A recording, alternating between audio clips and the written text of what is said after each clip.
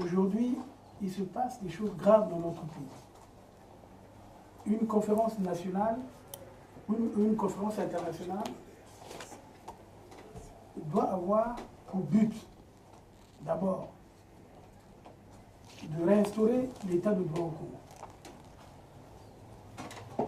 Pour réinstaurer l'état de droit, je pense qu'il faut faire le point de la situation. Et moi, je ne pense pas que cette conférence internationale qui se fera sans la présence du pouvoir, parce que ça, il faut tenir compte de ça. Dans quel sens nous allons faire cette conférence internationale? Est-ce que c'est nous qui sommes des résistants au pouvoir dictatorial qui est au Congo, ou bien on associe ce pouvoir pour une conférence nationale qui va apporter la paix et l'unité nationale? Si c'est dans ce sens, suivant donc le modèle de Marcus VI. Si c'est le modèle de Marcus VI, vous connaissez ce qui s'est passé entre Ivoiriens. Et c'est dans ce sens-là, justement, je vais vous faire une révélation que le révérend pasteur Ntoumi avait voulu. Quand on a dit qu'il y avait négociations et tout, non, ce n'était pas des négociations. Il fallait régler le problème, la crise politique, la crise au Congo, en voyant tous les aspects du problème. Donc, la libération des prisonniers politiques, en commençant d'abord par la cessation des hostilités, notamment le cessez-le-feu, la libération de tous les prisonniers politiques, et ensuite, on s'asseyait pour régler le problème du Congo. C'est là où je suis d'accord en faisant cette conférence internationale. Mais la conférence internationale, nous devons associer également ceux qui nous oppriment. Voilà le véritable problème. Moi, je crois qu'il faut bien réfléchir sur cette question. Il ne faut pas faire l'amalgame.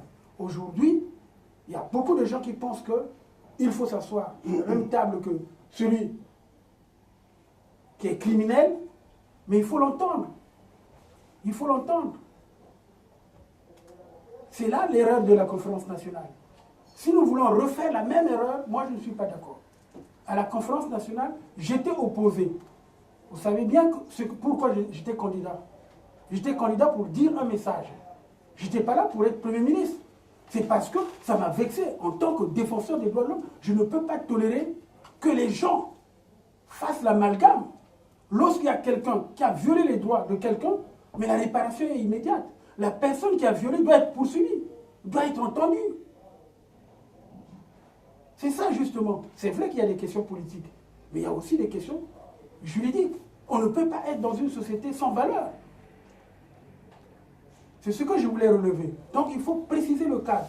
Je suis entièrement d'accord avec cette conférence internationale parce qu'il faut apaiser la situation du pays.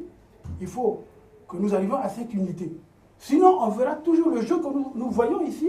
Voilà, un tel se positionne, un tel fait. Sinon, nous avons à côté de nous un assassin. Il y a des victimes. L'assassin et les victimes ne peuvent pas s'asseoir sur la même table. Si l'assassin ne reconnaît pas qu'il a assassiné. Alors, entendons-nous. Moi, c'est ce que je voulais relever comme remarque. Oui. Bonjour, CIS, président de King Panda. Moi, j'avais vraiment pas de questions, mais c'était pour revenir sur cette histoire. Il faut qu'on sache ce qu'on veut. Est-ce que nous voulons braquer le pouvoir de Brazzaville, ou est-ce que, comme des braves, nous acceptons la mort dans l'âme peut-être, mais nous acceptons de composer et de discuter, parce que nous ne pouvons pas croire que c'est possible que moi, qu'on me mette à l'index et que j'arrive pour vouloir gérer avec vous le fait que vous allez me mettre en prison, le fait que vous allez me tuer, le fait que... C'est pas possible. Et, regardons ce qui se passe, ce qui s'est valablement passé en Amérique du Sud, là, récemment. Après, je sais pas, un nombre incalculable de morts, des guerrilleros, ils se sont dit, il faut qu'on arrête la guerre. Il faut qu'on arrête la guerre, il faut qu'on trouve le moyen de se mettre ensemble. je ne porte aucun jugement de valeur par rapport au propos de mon frère. C'est juste vous dire que si nous souhaitons discuter avec les autres qui sont de Brazzaville, le pouvoir de fait qui est à Brazzaville, parce qu'il y a un État. Donc si nous devons discuter avec eux, il faut que nous sachions être capables de, je sais pas, de se torturer un petit peu pour arriver à un compromis voilà. Au moins, surtout, l'essentiel, ce qui est le plus important, c'est que demain, on est un pays libre, démocratique, où chacun a ses droits respectés. Ça, c'est le plus important. Le reste, je crois que si nous nous braquons les uns contre les autres, ça va être très très difficile d'arriver, surtout si on souhaite qu'il soit présent à la fameuse conférence internationale. Nous sommes des hommes mûrs, il y a déjà trop de malheurs dans le pays. Ce qui est important, c'est qu'on passe au-dessus de ça et qu'on arrive à trouver un pays de progrès. Je vous en remercie.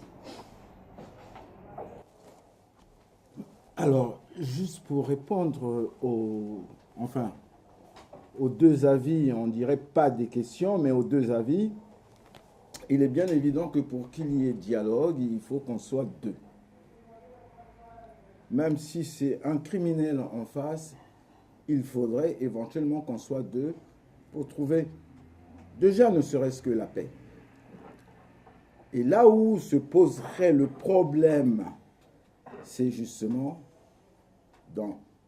c'est après comment on conçoit le Congo de demain.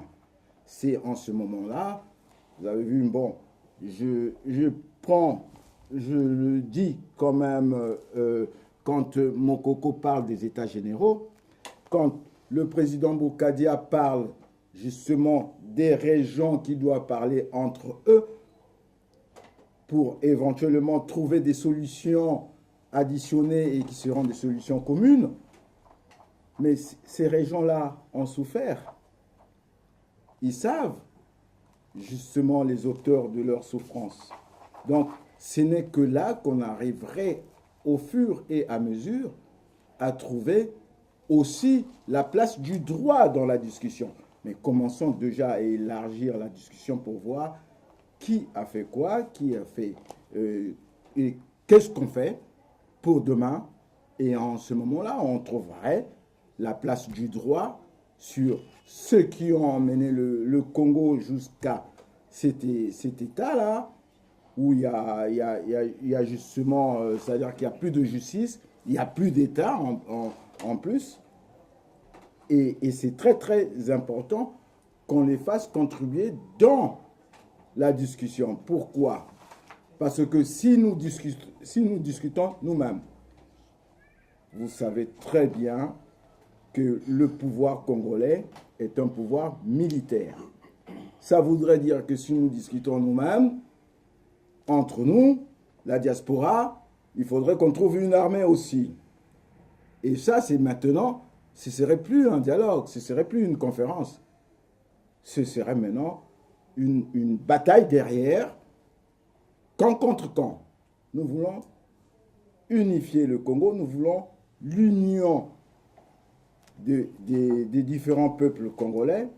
Il faudrait justement amorcer cette conférence avec la participation de ceux qui sont là, je pense.